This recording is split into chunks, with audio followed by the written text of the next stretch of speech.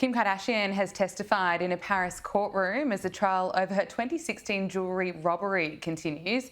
Reilly Sullivan is a lifestyle reporter here at skynews.com.au and he's always across the latest celebrity headlines. Reilly, great to see you. Great to be back. Kim Kardashian has appeared in Paris to testify in her infamous jewellery robbery case. What exactly did Kim have to say and what's the update on the case? Yes, so this case has finally gone to court. Kim was there in Paris. Her mother, Kris Jenner, was also there supporting her. As she gave testimony in Paris, she took to the stand. She described the moment when this gang really of armed men broke into her hotel room. They held her at gunpoint. She feared for her life. It was terrifying. But it was also an opportunity for her to confront the men who were in the courtroom. These were the armed men that for years, there was theories and rumours about this case. And it's actually quite a bizarre story. It's not, I guess, what people would maybe imagine a gang of criminals, targeting a celebrity would be. They were quite elderly men. They were sort of these bumbling elderly Frenchmen who robbed her. She also used her time in court as an opportunity to say that she forgives the men. She said that it changed her life, it changed her outlook. It was interesting, she talked about how it made her basically less materialistic going through this and being robbed of millions of dollars of jewels, including her engagement ring from her now ex-husband, Kanye West. But it was sort of, very symbolic as well, because when she arrived in court, she was wearing another multi-million-dollar necklace. So I kind of felt, that was almost a symbol in itself, that she was saying, you can do this to me, you've done this to me, but you're not going to change who I am. She's still Kim Kardashian, she's still glamorous. I thought she showed a lot of courage to be there, especially in a foreign country. She's travelled from her home in America specifically to appear in court. I thought it was very brave. Very brave, very powerful, and also to forgive people involved. Credit to her, absolutely. Yeah. Now, Sean Diddy Combs' federal sex trafficking trial is underway. He's charged with 5 counts, including sex trafficking by force. Now, he denies all the allegations. Now, Diddy's ex-partner, the singer Cassie, has returned to the stand. What did she have to say? Well, this has just sort of been harrowing. I mean, hearing the testimony from Cassie, she was Diddy's longtime partner, describing what she went through. It was years of sexual abuse. It was assault by men hired by Diddy, sex workers hired by Diddy. The jury was shown graphic evidence, video evidence of the acts, sexual acts. They were way too graphic to be shared by the media, but the jury has seen them. Cassie, again, is a woman who showed incredible bravery describing these events. She's now moved on with her life. She's married. She's, I guess, in a way, she's moved on, but how could you move on from something like this? I think she is the star witness in this case. I think that it's definitely changed the perception because, Cassie in her own right is a very glamorous person, a celebrity. We don't expect to see them in a courtroom talking about being the victim of sex trafficking. I also think that there's probably a lot of people in Hollywood, frankly, who are nervous, not that they were necessarily involved, but through their association with Diddy, he was really at the top of this Hollywood circle for decades. So I'm sure there's a lot of people out there who are, maybe nervous that they could be subpoenaed or that they might be involved in some sort of tangential way to this case. Cassie's been on the stand for 2 days. I think that this will form really the centre of the prosecution's case, but I do think that there's probably a lot more to come, unfortunately, in terms of details. Yeah, well, thank you for bringing us up to speed and just recapping that at this stage, Diddy denies all of the allegations. He's charged with 5 counts of sex trafficking, including sex trafficking by force. But I want to get to some royal news. A shocking new poll has revealed that Meghan Markle is now less popular in the UK than ever. What's Meghan's current approval rating and what caused this latest dip in public opinion, do you think? Yeah, so, I mean, in the UK, there's it's almost a constant. There's incessant polling of the public to sort of see what the support's like for the monarchy, for particular members of the royal family. It's a constant thing. It's done every quarter. So Meghan Markle has been polled in these polls for over 7 years now, and you can see that there's a very dramatic shift in her opinion ratings from early on when she started dating Harry. It was on the rise. It peaked at the wedding in 2018. Of course, it was this beautiful royal wedding. Of course, that was a a positive time for the royal family and for Meghan with the public, and it absolutely has just collapsed since 2020. So basically over the past 5 years, she's been hovering around the 20 to 30% mark.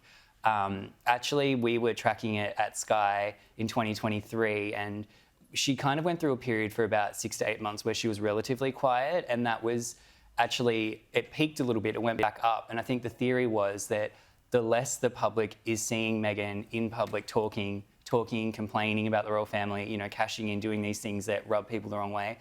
When she doesn't do that, the ratings start to climb back up again. But obviously in recent months, she's back on the on the trail, the publicity trail.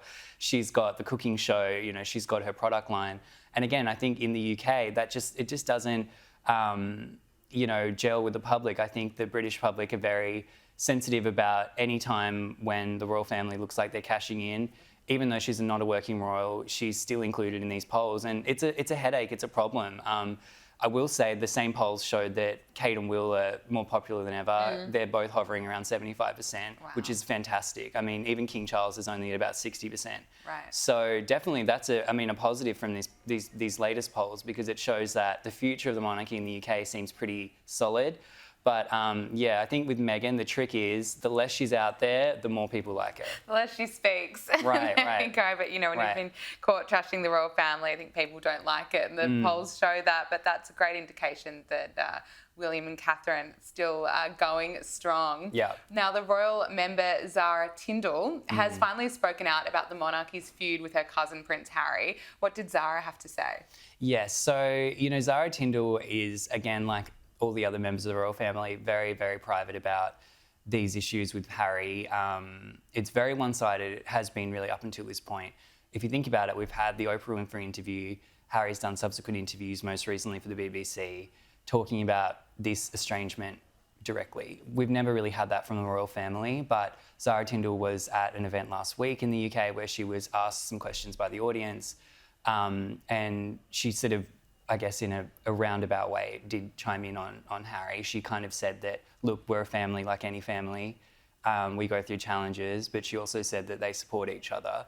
I think that's probably all we may ever know from the royal family side, because they do not talk about these kinds of things directly. So I think even Zara saying that, it was such a small statement, but in a way a huge statement, because it's an acknowledgement, I think, of the rift, which is what people have really sort of taken notice of. It's also Zara Tindle's birthday today, so happy birthday to Zara Tindle. 44. But yeah, you know, I think that she handled it well. I think she acknowledged it, but she also sort of went straight back to saying, look, we're a family, we're a unit.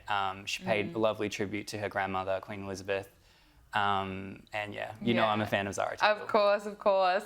Now, Princess Catherine looked very fabulous in a stylish Victoria Beckham suit during a royal engagement this week, but some fans are convinced that she might be sending a secret message to the Beckhams. What's all this about? Yeah, well, this is another interesting parallel kind of story where, you know, the Beckham family, who are in many ways the unofficial sort of celebrity royal family in some ways in the UK, they're going through their own turmoils. You know, there's rumours, allegedly, that there's a falling out between their eldest son, Brooklyn, his wife, Nicola Peltz, and the Beckham family. That has sort of come up again in recent weeks, allegedly after some absences, including at David Beckham's big 50th birthday bash. And people think that maybe Kate is sort of sending a bit of support because, you know, they're both, in a way, going through these sort of family feuds. She wore this stunning olive Victoria Beckham suit, very stylish. And she does wear a lot of Victoria Beckham, I will say. This isn't the first time she's worn one of Victoria's designs, but I think it was, the time of it, I think, was a bit of a message of support, because we know that the Beckhams have been very supportive of the royal family. They've really doubled down on that in the last 18 months. So I think that this is sort of a mutual thing. It's kind of like, I see you, I respect you, I know what you're going through. And she looked fantastic. Yeah, she absolutely did. Now, royal insiders are claiming that Prince William is already making plans to sideline the Sussexes when he becomes king. Now, what's prompted Will to act, and could the Sussexes actually be banned from Will and Kate's coronation? Right. Well, this has cropped up again, essentially, because a royal insider called Hugo Vickers has spoken out. He's spoken to sources directly inside the palace. And we knew this. We know that William has been furious about the Sussexes' antics. He's taken a much harder line than King Charles has, and we know that He was outraged about when he found out that Meghan's still using the HRH title recently. That really allegedly infuriated the Prince of Wales. And the theory is now that he will be taking steps from day dot, basically, when he becomes monarch. And the first step could be excluding them formally from the coronation. Obviously, William didn't have a hand in the King's coronation, and of course, Harry was invited to that. He attended.